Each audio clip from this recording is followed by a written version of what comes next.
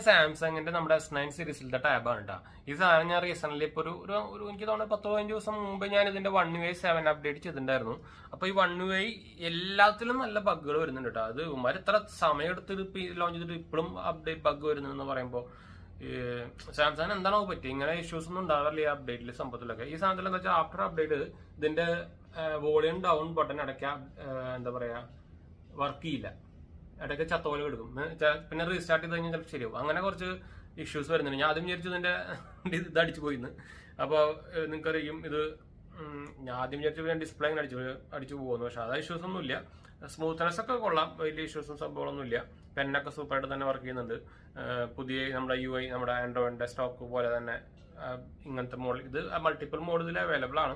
അതുപോലെ തന്നെ റാം യൂസേജ് ഒക്കെ അത്യാവശ്യം കുറഞ്ഞിട്ടുണ്ട്. പക്ഷെ ഇങ്ങനെ കുറച്ച് ഇഷ്യൂസും കാര്യങ്ങളൊക്കെ എപ്പോഴും ഉണ്ട് കേട്ടോ.